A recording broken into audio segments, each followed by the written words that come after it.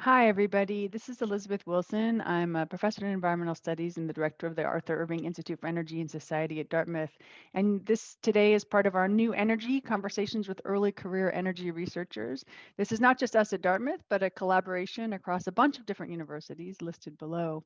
And today we're very, very excited to have a conversation with Diana Hernandez from Colombia on energy poverty and health in a changing climate, implications for policy and practice. And one of the reasons I'm so excited to have this conversation is just at this time in our history, being able to really explore the intersectionality between race, gender, and also the situational constructs or situational aspects of poverty and how it affects health and how climate is affecting it all. So with that, Diana, I'm going to turn my camera off, let you speak, and we'll come back for the conversation at the end. For everybody, please feel free to put your questions in the Q&A box, and we'll be taking those as we go forward. Thank you very much, everybody.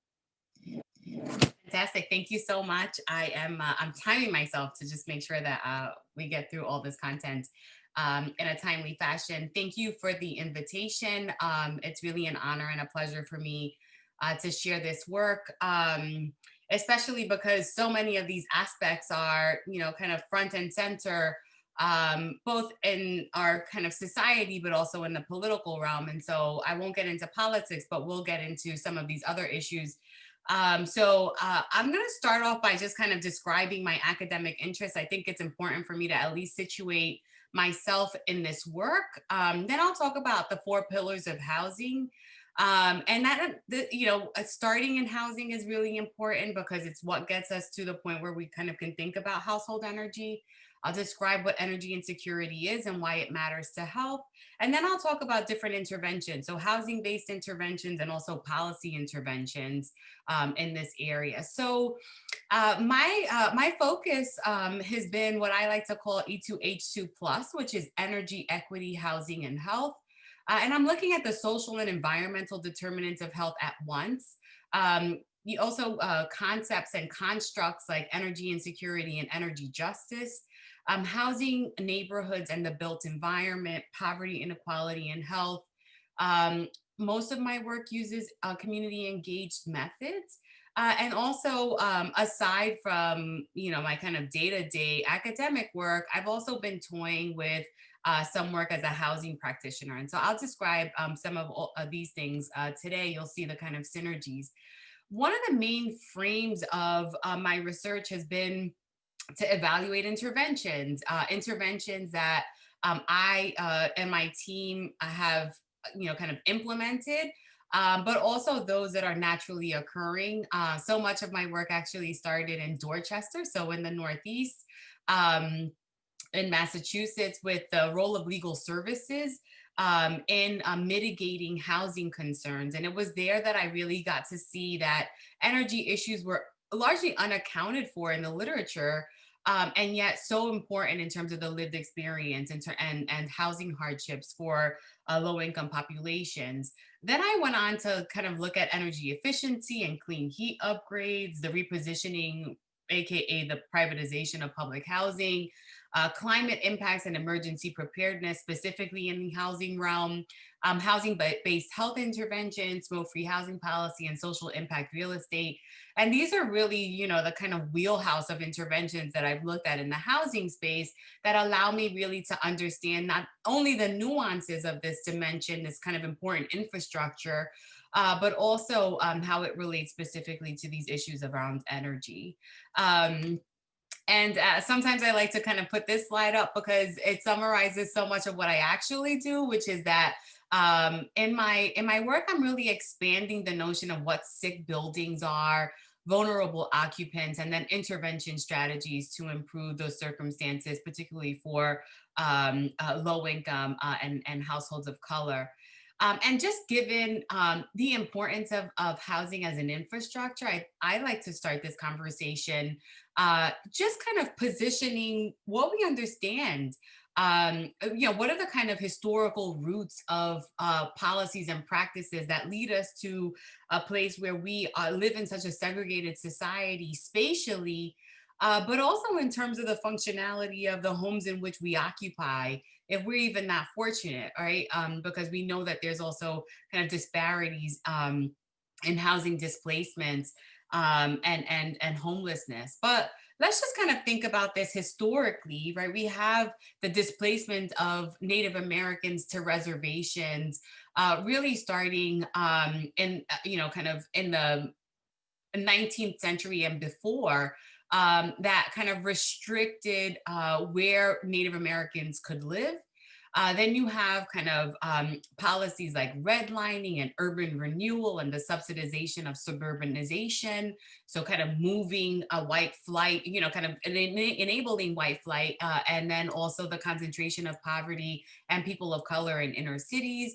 You have exclusionary zoning, and then the transformation of public housing. All of these at different times, some of them overlapping, ultimately resulting in a really kind of sorted out, not just city, but also, kind of urban, suburban, ex-urban, rural kind of dimension, that we haven't, that has really concretized racial residential segregation in the United States. So much of that is really based on the practice of housing discrimination and other practices like racial residential covenants, predatory lending, and gentrification, some of which are still ongoing. So, I mention all of this because this is in some ways the backdrop for what we understand to be issues of household energy. With that, one of the other kind of pieces to this is the conceptualization of housing.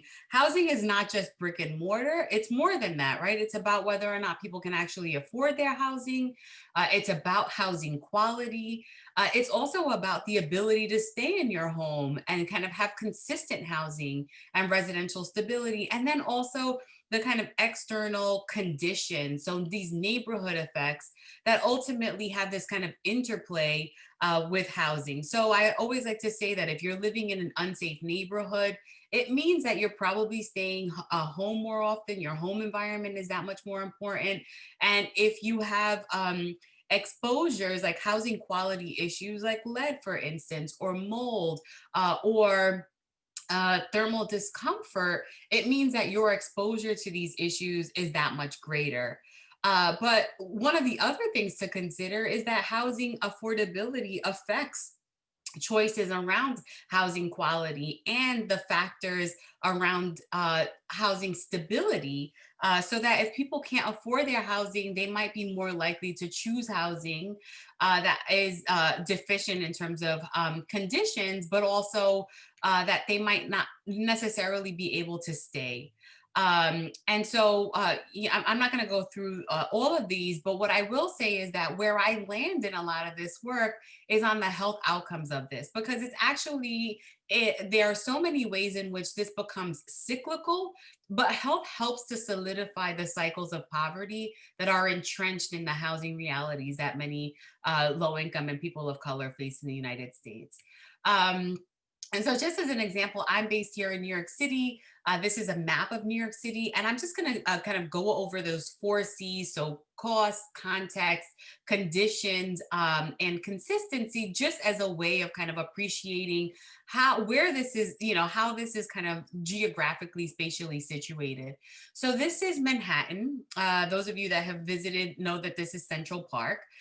This is the Bronx, and I live here. I'm based in the South Bronx. This is Brooklyn, Queens, and Staten Island. Many of you may kind of just know that many parts of Manhattan are pretty privileged in terms of socioeconomic status, as are different populations and pockets of Brooklyn and also Queens. Northern Bronx as well, and some parts of Staten Island. But then, just looking at this map, you also see that the concentration of poverty is also spatially defined, so that the Bronx and parts of Brooklyn happen to have the highest concentration of poverty. Likewise, with rent burden, you have the highest concentrations of rent burden in those same places that are also impoverished. So there's kind of a lot of overlap and disadvantage in that way. In terms of eviction, so that consistency issue, that's also really Bronx based. So this is 2018 data, and we see that the majority of evictions are happening in the Bronx. So that whole question of consistency and cost is there. but also the whole manifestation of healthy homes. Like, who can actually afford to live in a healthy home? And that is least likely to happen in places like the Bronx and also Upper Manhattan, Northern Manhattan, which happens to be a place where many uh, immigrant populations and lower income folks happen to live. And then in some parts of Brooklyn, ironically enough, in some of the kind of more advantaged areas, also in Brooklyn, which to me is an indication of, kind of gentrification unfolding until the housing stock basically gets to a certain point. And then, just thinking about various aspects of thermal comfort and how to achieve that, right? So, kind of more on the conditions end. This is a map of AC penetration in New York City. And here you see that the lowest AC penetration also happens to be in places like the Bronx that are impoverished, and also parts of Brooklyn that tend to be poor. And the highest concentration, right? So you have almost, perfect uh, AC access in Lower Manhattan and parts of Staten Island and Queens and Brooklyn that we've already kind of indicated are more privileged. In terms of no heat complaints, that is another Bronx tale. Basically over the years, the Bronx has had the highest no heat complaints in the city. Really kind of demonstrating that both they face challenges in cooling in the summer and heating in the winter. All again, that kind of manifestation of the racial residential segregation that I referred to in terms of thinking about housing policy. So, just thinking about the last set of slides that I just shared, this really gets to, well, what is this all about, right? Like ACs and heat and access to healthy homes. What I learned in my work in Dorchester is that there was a space of problems in the housing sphere that had no term, that would really kind of encapsulate all of the different dimensions of household energy and how essential it is. The World Health Organization, which has now gotten a lot of attention just because of the pandemic, has at this point had at an earlier point basically acknowledged that energy is essential to meeting our needs, that of cooking, boiling water, lighting, and heating. It's also a prerequisite for good health, they say. But they also acknowledge that this is a reality that's largely been ignored by the world community.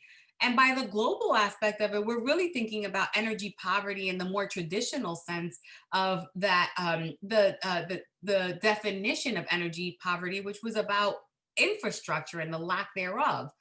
So that in the global south, you had kind of issues of a lack of infrastructure that would get domestic energy to folks. Now, in the United States and in other global north countries, the question is really about affordability. And just, I always like to kind of situate this work in Maslow's hierarchy of needs as we think about the opportunities for full self actualization. That really stems from having a base of your basic needs and your psychological needs met. And at the very very base of this pyramid is food, water, warmth, and rest. And under that kind of warmth category, I would add and basically argue that that's about energy. So, energy insecurity is defined as the inability to adequately meet basic household energy needs. There are dimensions to it. There's an economic dimension to it, a physical dimension, and a behavioral dimension. Some of you have heard about the term energy burden, which is really kind of about this ratio of high bills to low income, but it doesn't stand alone. And that's partly because there are people that don't even pay a utility bill but still can't meet their energy needs. Many people living in public housing, for instance, benefit from a utility allowance but also are affected by no heat, for instance. And I'll share some examples of that here in New York City. But then there's also, the behavioral aspects of things, right? People are coping, they have agency, and they seek thermal comfort, even if it's at the expense of their health, by using, for instance, stoves or ovens or space heaters that might compromise not only, that might not only induce kind of unhealthy exposures to toxins in the environment, but also might trigger things like fires, fatal fires at that.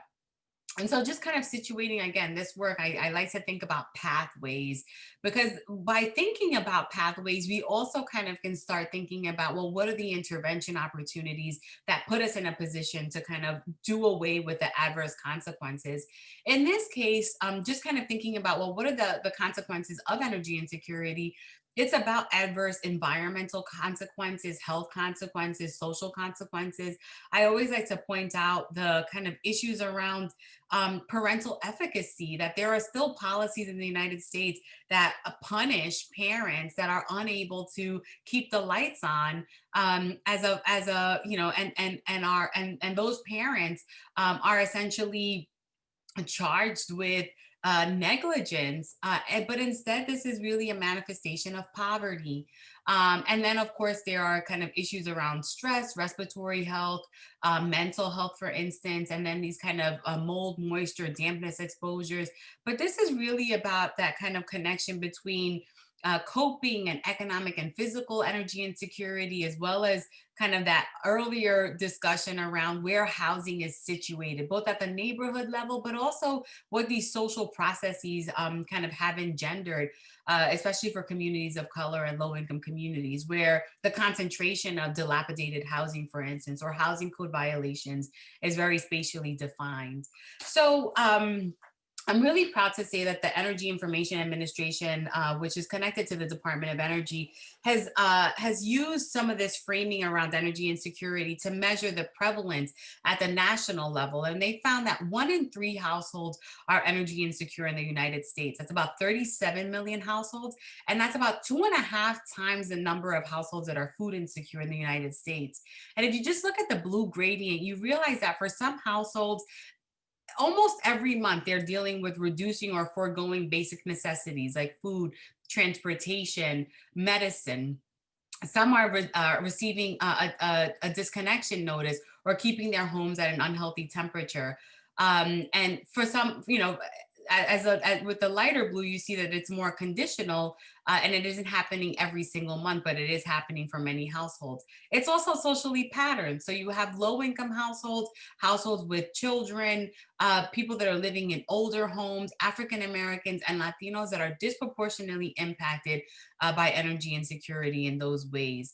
This is data about disconnections. It is such a rarity to have a real, count of disconnections in the United States, in part because the utility companies very often are not responsible. They're not mandated by state regulators to share this information. So we use the Residential Energy Consumption Survey to measure the national prevalence of disconnections in the United States. And we found that it's about 3% of the population that has experienced a disconnection of utility services, both electricity and gas.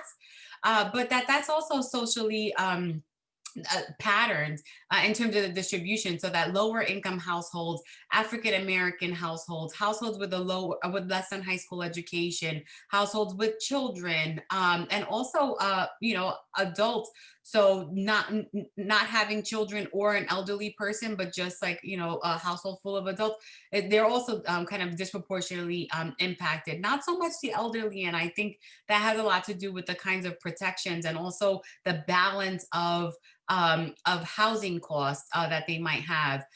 Also, households living in mobile homes reporting inadequate insulation, those living in older homes, renters. As well as those living in rural areas and people living in the Northeast and in the South are disproportionately impacted, having a lot to do with the climate, for instance. Now, just thinking about coping on what are people doing when they're experiencing these disconnections or the threat of disconnection.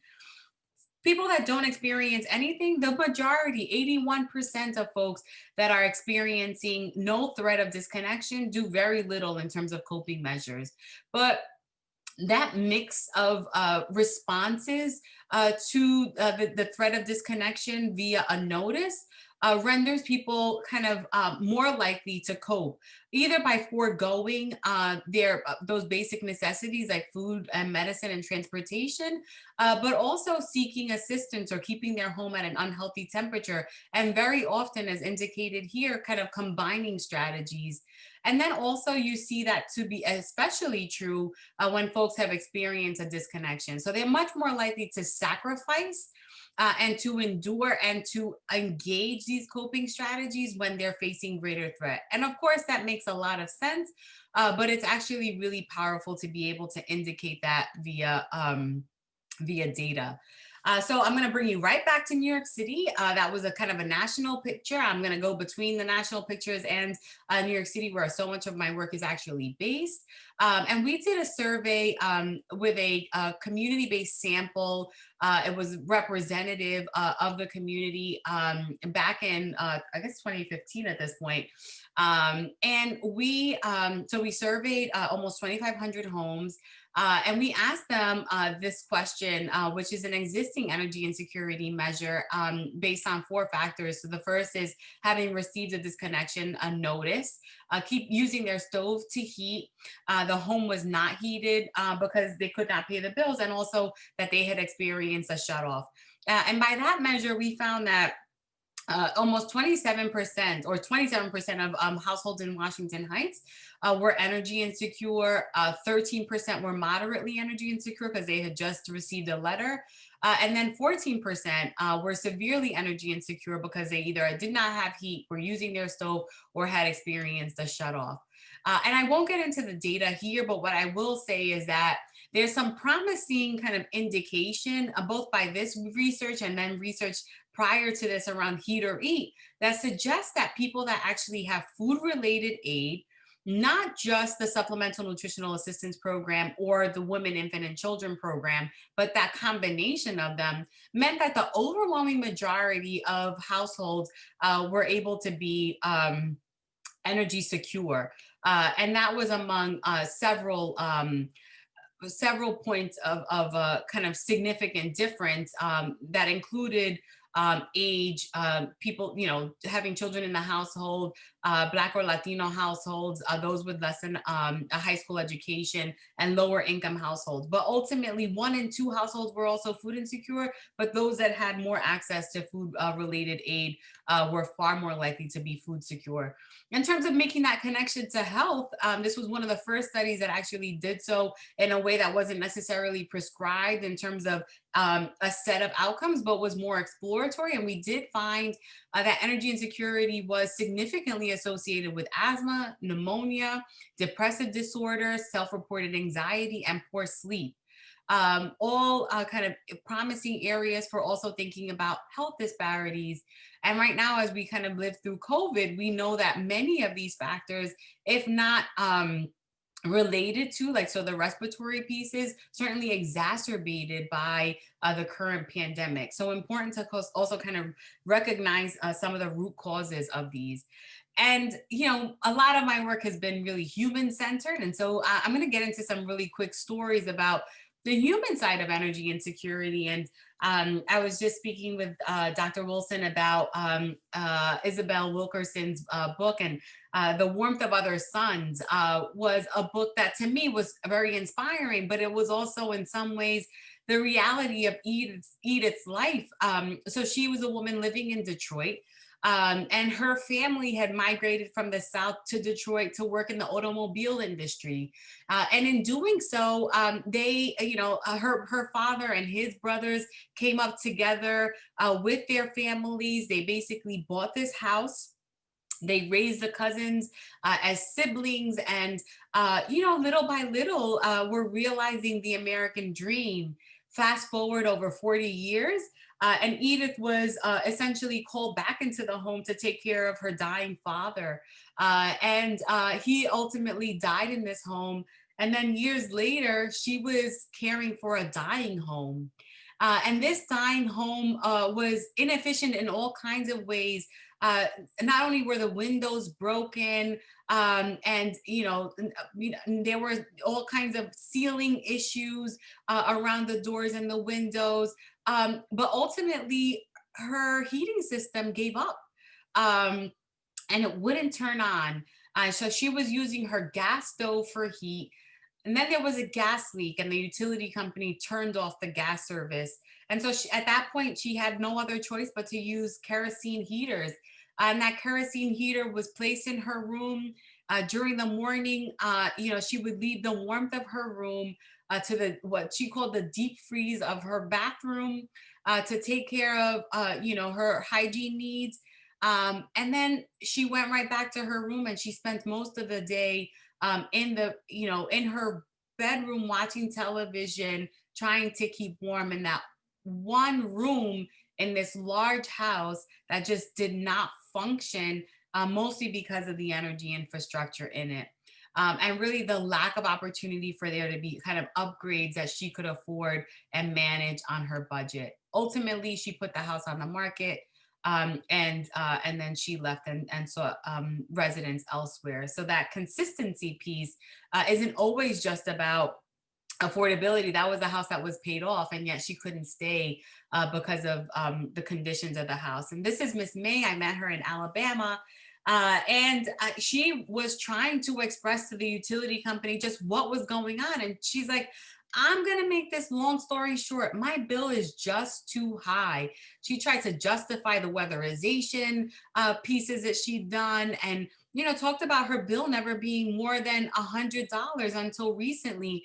And she's just basically like, I can't manage. She's barely using electrical issues. She doesn't have any known electrical problems, but she doesn't use an electric clock or no unnecessary items that are plugged in. And yet she really couldn't manage. But what was more kind of concerning to me is that she had trouble even articulating her concerns. They were jarring for her and very bothersome.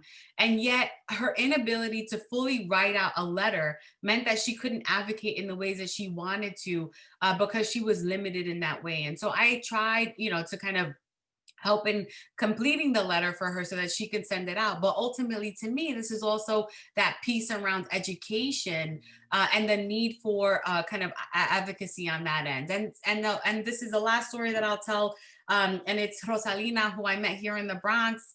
She's an Italian immigrant. So much of her life actually was spent, her early life in Italy, where they didn't have any heating source in their home, and so they would use the stove, boil water to keep the house warm. And she was still doing that over 50 years later, in part because she just couldn't afford the fuel oil to keep her home warm.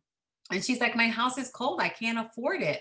She had a granddaughter come over. Her granddaughter was shivering in her home. And ultimately, she felt bad because those visits were so critical for her. And yet she couldn't offer her granddaughter comfort. And so she shuffled between her home and church, and she would pray. And she's like, my God, I gotta pay these bills. And she thinks about it and it keeps her up at night. And she ultimately said, Diana, I have two words: I suffer. And that's the reality for Rosalina and other families like hers. So let's think about what some housing interventions are. There was a time when in New York City, you might see a skyline in the wintertime and it was just covered in this kind of soot emitting from building tops. And that was really kind of coming from boilers in the building, those boilers that were burning dirty fuels, like the ones indicated here. Number six being a very heavy fuel. Where the kind of combustion, it didn't, there was not a full combustion cycle. And so whatever dirty fuels were coming, or the emissions from it, were from that kind of interrupted or lack of kind of the full combustion cycle. So really dirty fuel, really kind of inefficient. And then there's number four, which is a composite of number two and number six, and then natural gas. There are other kind of resources now, including the electrification of heating. But ultimately, the big story here is that they had phased out number six oil and improved the kind of profile of number two and number four via policy. And we started to kind of look at the impact of the policy. Initially, of the 55,000 buildings in New York City, 10,000 of those buildings were burning dirty fuels. About 60% of them were burning number six, and 40% were burning number four. By the end of the phase out and the cleanup of these dirty fuels, what we really saw was an almost perfect compliance with the policy. so that, at this point, no buildings in New York City are burning number six oil. But the buildings that are still burning a dirty fuel, so number four, still happen to be in communities of color. They also happen to be in low income communities, likely in buildings that haven't seen much improvement in terms of housing quality. And so this is yet again another map of New York City where you get to see that the concentration of buildings, the burning dirty fuels happens to be in the North Bronx and Northern Manhattan, some pockets of Manhattan as well. But ultimately, the uptake of the cleanest possible fuels and also energy efficiency measures were just concentrated in more privileged areas of the city. And then the other kind of intervention that I'd like to talk about is um, the privatization of public housing. I've been doing a project here in the Bronx, and this is just some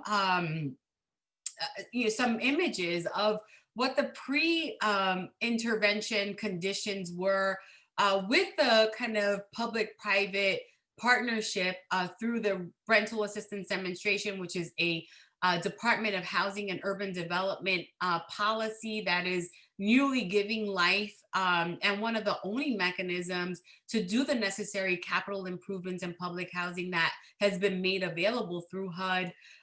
It's basically opened up the possibility for addressing these long-term systemic problematic conditions that we know also affect health.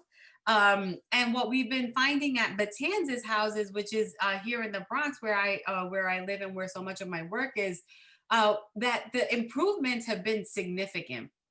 We're still in the process of doing the data analysis for that particular study. But in previous work that we had done at the very first site, RAD site in the United States, which was in Fresno, California, what we found that was that the majority, the biggest impact of RAD was actually on the heating, cooling systems, and appliances.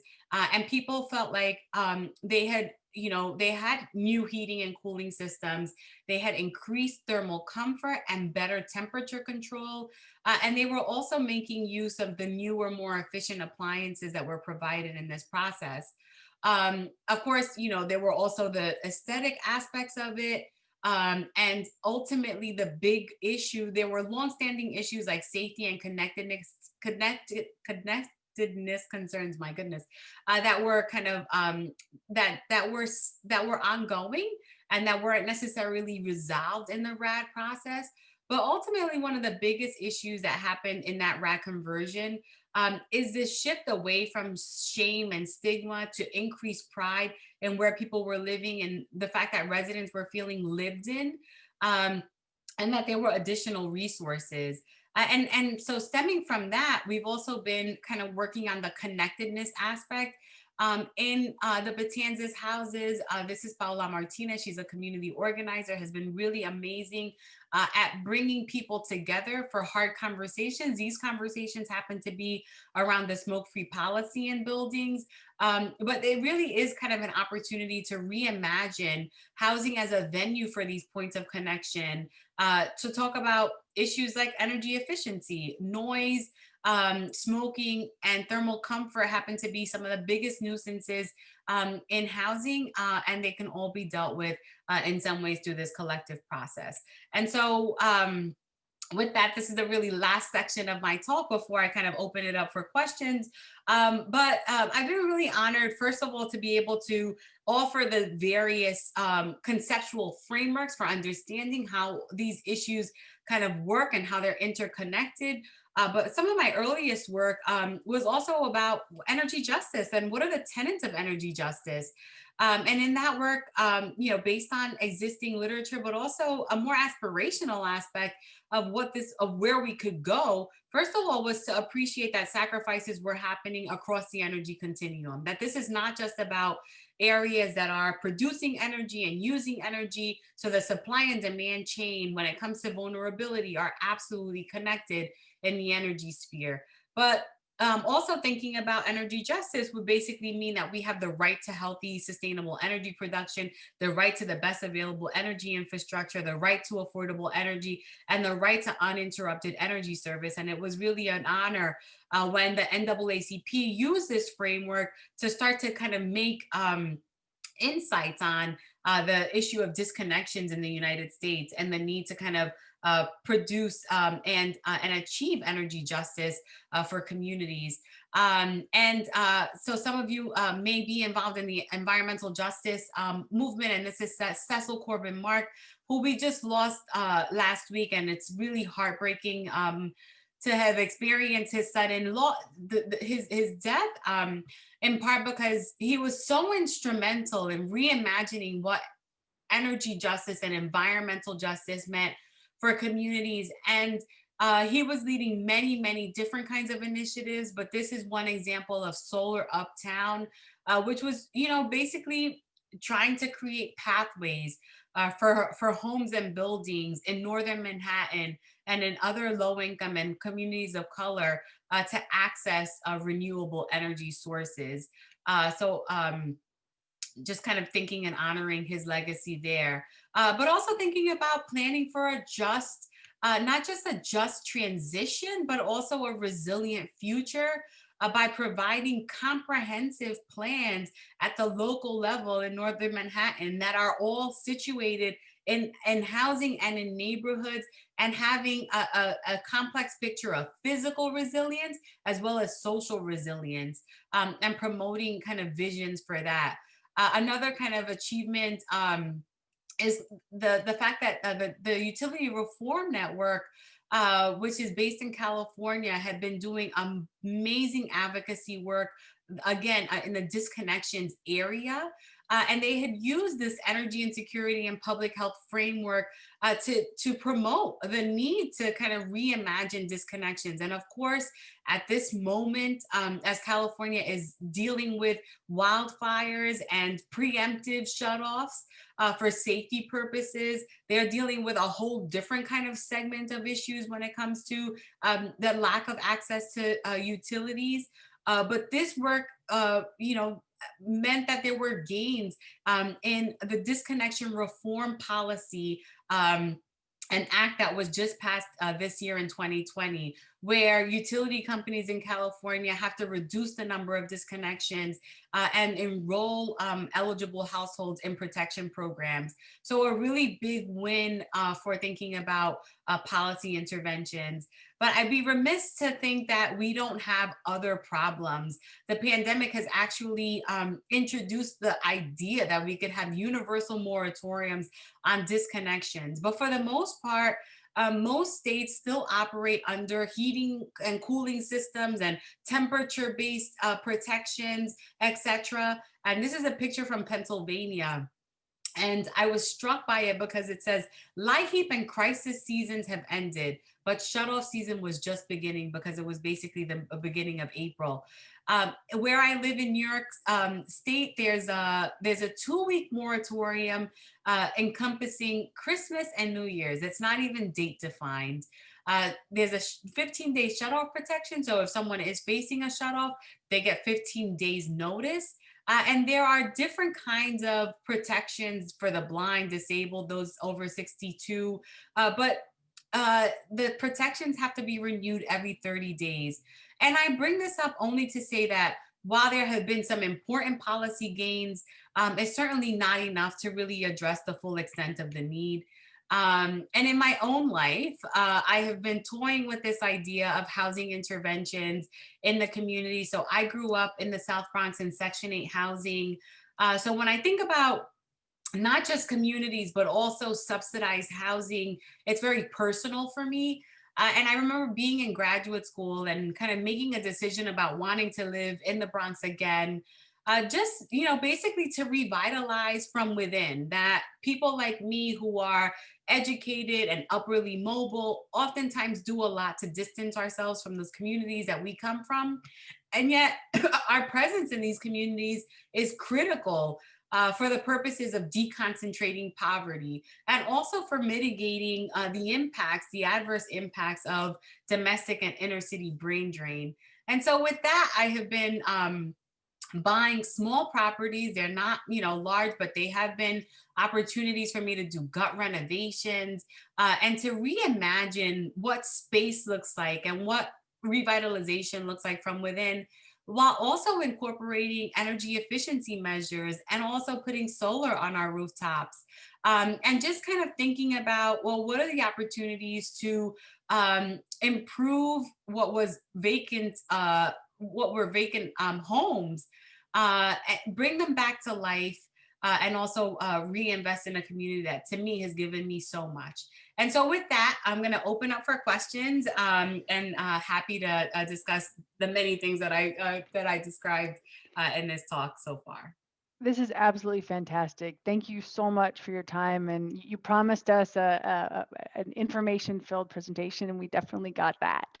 And one of the things that I was really struck by, Dartmouth burns #6 fuel oil here in our 100 and something year old heating steam plant.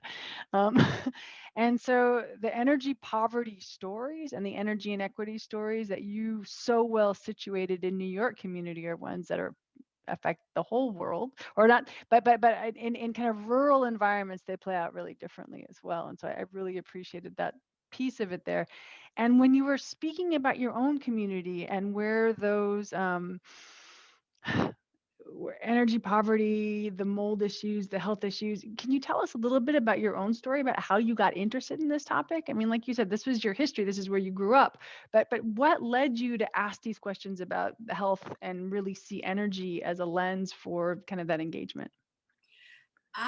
So I can't, it's funny because sometimes I think like, I don't remember growing up and being cold. And I don't remember growing up and like, having experiencing some of these issues. So I can't really say that that was like my reality. I grew up in a working class family and somehow we had enough. And I don't remember the lack in that respect. But what I can say is that I was really, I guess, when I was doing my dissertation research, for me, it was such an immersive experience. And being in the Northeast, in the Boston area where you have large, older homes. Mhm. In that case, like then it was, kind of the mid 2000s, and Dorchester was still, pre gentrification. And a lot of people of color were living under these kind of really difficult circumstances. And I remember being in people's homes, doing interviews in the wintertime, seeing my breath as I'm in literally inside a home, or seeing kind of a jerry rigged, electricity hookup situation where people didn't have lights in certain rooms, where people talked about thousands of dollars of utility debt. And I was just so struck by that. And it was to me, that is the difference between crunching numbers Mhm. and doing everything by database, and then actually being out there, because I could not unsee what I saw. And Mhm. I could not experience that because I was there. And it to me was so striking. And I remember sitting with over 100 pages of qualitative data that I did not know what to do with, but I had put it in this box of like, these are energy issues, but I don't know how to make sense of it because the literature doesn't exist to be able to give me the language to make sense of it. And so what I did was that I kind of created and operationalized language to be able to better understand this. But it was totally experiential, Mhm. Mhm. and not necessarily by virtue of my own hardship, but I do remember growing up in a single family home and living in a section 8 building. Many of the people that were experiencing this were parents, and they were managing with very little. And so I connected with them on a very personal level, but there was something about being in their homes that I just can't even, so many years later, kind of escape. A little bit of field work can really crack your heart open Oh, and make all that absolutely. data come to life in a way that you never imagined from your beautiful regression analyses. Oh, sure. Yeah. I remember I have a really good friend who is she's a housing expert, and Mhm. she'd done all this really amazing work quantitatively on public housing, but had never actually stepped foot in a public housing complex. And so one of our first like friend dates was at a public housing, because I was like, there's no way that you could continue to do this work and never have actually stepped foot in Mm. public housing. And so I encourage all of you quantoids to continue to do your amazing work, but also try and like, experience this firsthand. It makes a big difference and will inform your work.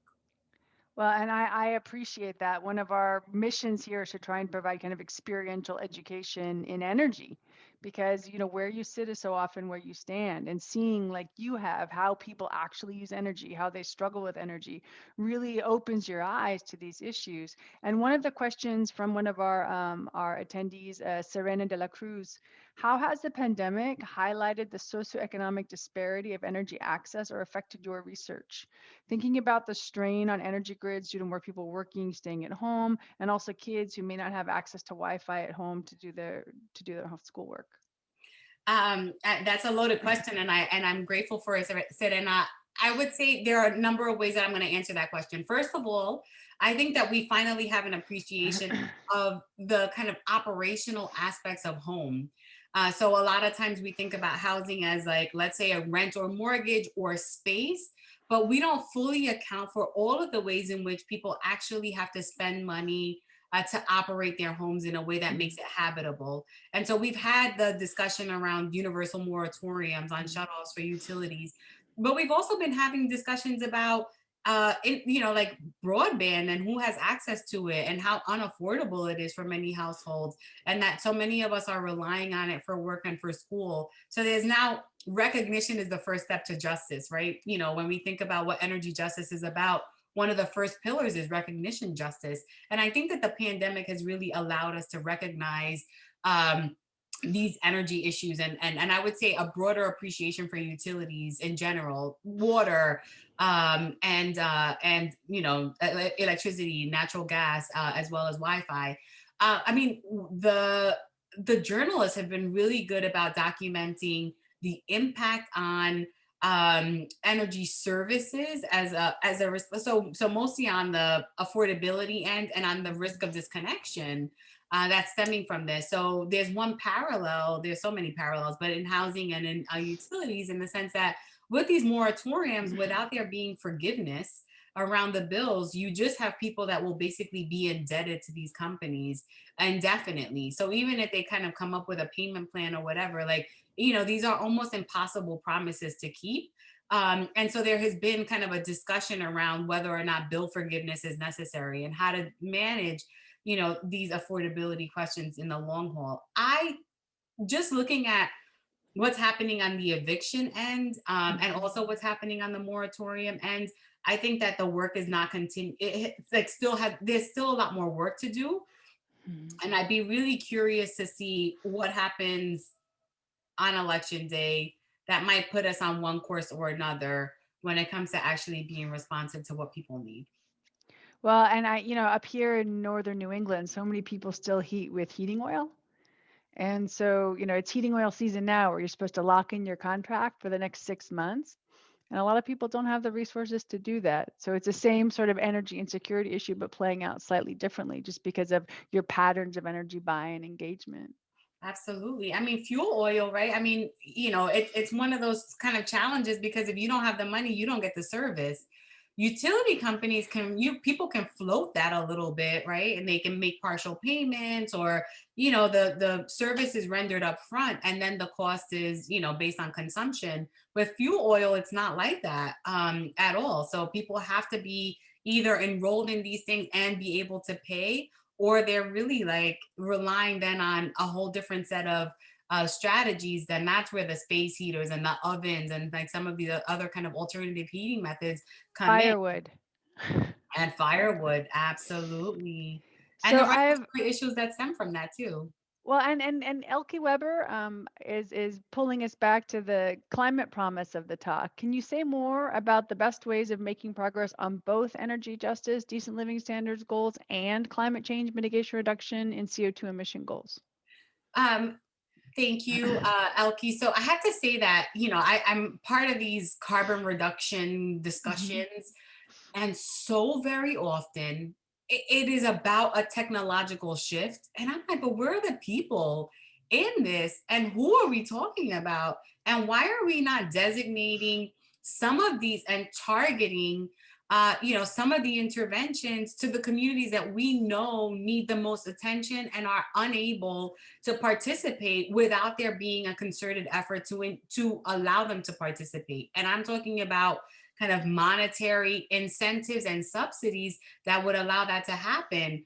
A lot of times it's just, oh, the technological piece will kind of solve the problem without there being attention. And oftentimes I'm just like the conscience, like, hello, people matter. But we need more social scientists to be part of that conversation to remind the engineers and the policy wonks in the, at those tables, and they dominate those tables, to just consider, well, who's being excluded in this transition, and how will these transitions, which sometimes actually mean added costs. When I think about yellow vests in France, that was absolutely a protest Mhm. around the cost of these Mhm. transitions and the lack of attention for what that meant for everyday people. So I don't know that I have the perfect answer, but I do know that we need a more inclusive table as these decisions are being made. Because yes, we need the environmental gains, but no, it cannot be at the expense of whether or not people are totally left behind and unable to participate, or that they are so strained in that participation that in earnest they can't do so justly. And so I think we need constant reminders on this more kind of conscience level about how to do this. Well, and the yellow vest protest, the best one of the best quotes I heard was, this tension between the end of the month and the end of the world. And somehow you need to bring them together if we're going to make any progress going forward. So I really appreciate your perspective on this. How can, this is from an anonymous attendee, power producers, utilities partner with private public entities to improve energy equity and increased access to renewables? Have you seen successful partnerships in the past with actual power providers that other regions can try to adopt? Um, so I've been working with the Department of Energy and Environment in Washington, D.C., Mm-hmm. and they have a really interesting Solar for All program. It's a very different kind of program. It's subscription based. The municipality has partnerships with the utility companies and Mm-hmm. basically owns a bunch of, of solar farms, and have managed to, and they allow people to participate in the Solar for All, either because they have like two tracks essentially. So because they are owners and they're able to kind of have a subsidy to put solar panels on their rooftops, or because they're monthly subscribers and they get a utility discount. And that to me has been an interesting, kind of opportunity. But I've been doing these interviews just to better understand how participants understand their role, and what they're actually gaining from this. And what I have is the sense that they don't fully appreciate what this all means. Like when I ask them how Yeah. important it is for them to be environmentally friendly, they can cite the importance of recycling. And many of them are like, even religious about how they recycle, and pretty adamant about it. Or other ways that they might be conserving energy. But in terms of participating in new energy technologies and the economy, they're not as aware about the different components. And so I think that part of the work has to be in improving people's understandings of that. Um, I have one more question, then I want to let you wrap up, but I appreciate that a lot of your talk also dealt with people's lived experiences of appliances and heating in their own homes, and that maybe renewables aren't affecting that. And you could have a similar effect by just dealing with the demand devices as well, without necessarily just thinking about the nice shiny PV story of it. And this was one that someone asked, and this is a perfect end question. How can one help? How can one get engaged? And then really awesome, thank you, which I think sums up like the whole audience. But I'll let you have your closing remarks, then we'll go to just talk about next events. But please, wrap it up for us. And thank you again so much for being part of this conversation. Yeah, no, so happy to be here. Thank you again for the invitation.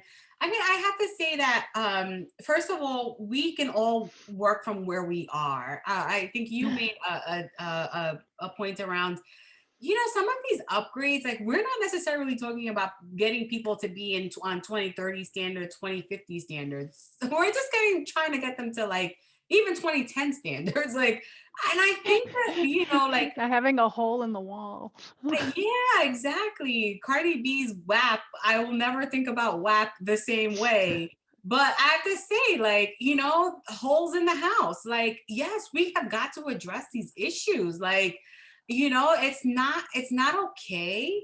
And I think the fact that people really suffer where they live, to me, Mhm. our job is not only to better understand that, and many of us do research, and so we can use our research tools to better kind of dissect and understand this.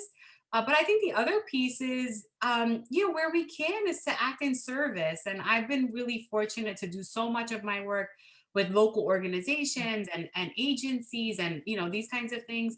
But to be in service of those of their vision and their work, to me it's humbling, and at the same time I think it serves an important purpose.